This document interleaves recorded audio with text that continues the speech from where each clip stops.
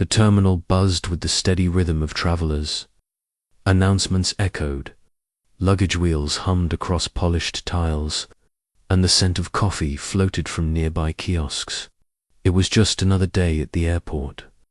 Routine, predictable, but, for Officer Jake, something felt off. Beside him trotted Ranger, a sleek German shepherd with sharp eyes and years of elite canine training.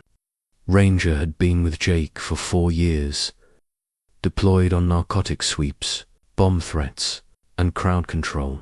He was disciplined to the core, responsive to commands, emotionless in chaos. That's why the shift in his posture now set off quiet alarms in Jake's mind. Ranger's body stiffened. His nose twitched, tracking something invisible to human senses. A low, almost inaudible whine escaped him. Jake tugged the leash gently. "What is it, boy?" They were patrolling Terminal B, making rounds before the afternoon crowd surged. Everything looked normal. Families juggling bags, couples checking gate screens, a toddler giggling at a vending machine. And yet Ranger was on edge, ears up, movements rigid, his paws nearly silent on the floor as he led Jake toward Gate 14. They passed passengers, airline staff, security. A flight attendant gave a polite nod. A man in a business suit gave them a wide berth. Ranger didn't react to any of them. His focus locked ahead. Near the benches by the window, there, sitting alone, was a young boy, maybe 10 years old, his legs swinging slightly off the edge of the bench, a worn blue backpack clutched in his lap. He looked around nervously, as if searching for a familiar face. Jake slowed, watching as Ranger halted. The dog's body language changed. Not tense, but alert, focused. His gaze locked on someone else. A man in a grey suit was approaching the boy. Neat haircut, expensive shoes, an airport badge clipped to his blazer. He crouched beside the child, placing a hand gently on the bench. Jake couldn't hear the conversation.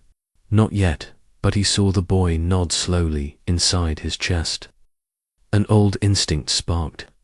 Ranger gave a single sharp bark, tail stiff, hackles raised. Jake's brow furrowed. "Easy, boy. What are you seeing?" He moved closer. The man in the grey suit extended a hand toward the boy.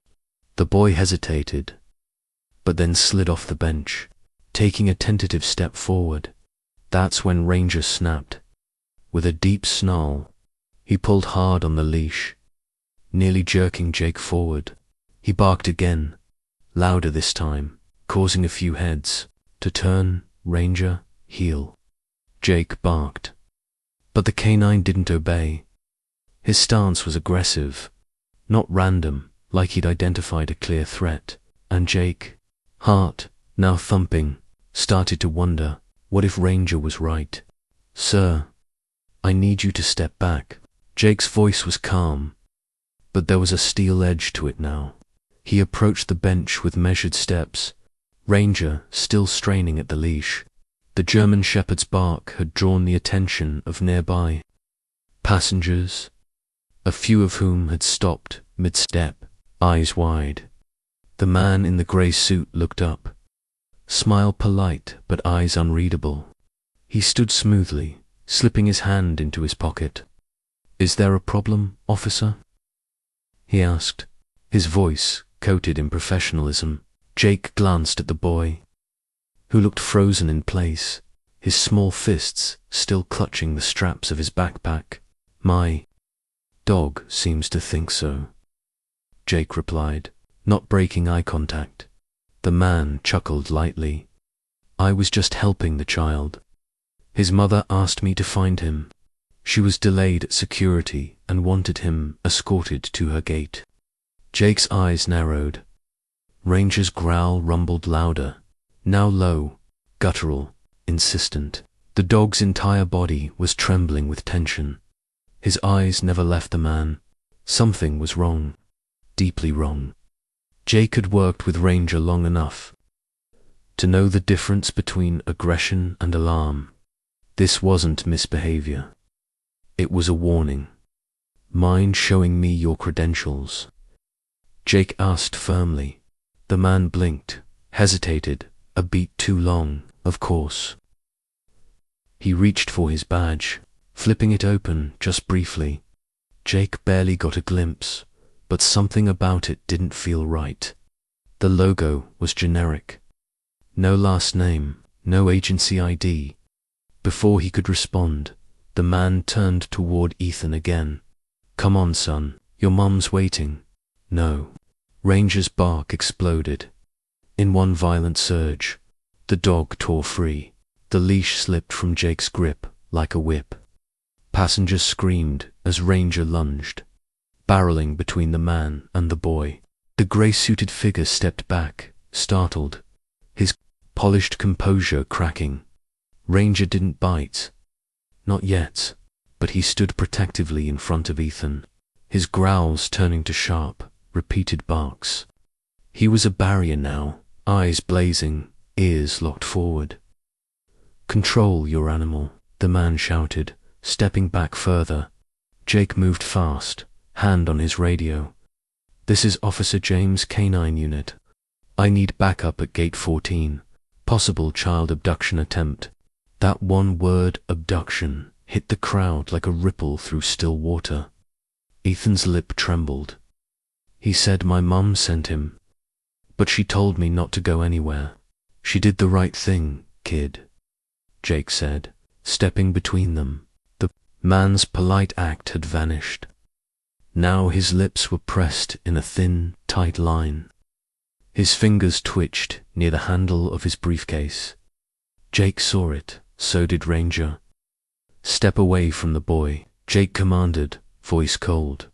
The man didn't move. Then, like a rubber band snapping, he lunged. The man lunged for the boy. But he wasn't fast enough. Ranger exploded into action with a thunderous growl. The German Shepherd launched himself into the air, slamming into the man's side before he could grab Ethan. The force sent both of them crashing into the row of chairs, the man grunting in pain as he hit the ground. The briefcase flew from his grip and skidded across the tiles. Ethan stumbled back, falling onto his hands. Wide-eyed Ranger's teeth clamped down on the man's sleeve. Not to maul, but to pin. His snarl vibrated through the terminal. The man thrashed once, trying to shake free, but Ranger held firm. Eyes sharp. Muscles locked. Jake was already in motion. Sprinting across the floor. Radio clipped to his shoulder, crackling with voices. Unit en route. Lockdown initiated near Gate 14. With practiced efficiency, Jake dropped onto the man, knee on his back, twisting his arm behind him. You're done, he growled. 2 uniformed officers arrived seconds later, helping cuff the suspect and dragging him to his feet. The man's tailored suit was wrinkled, his calm persona gone, eyes wild, face flushed. You assaulted a federal K-9 unit, Jake snapped, and you tried to take a child. Who the hell are you really? The man didn't answer, but Ranger didn't move.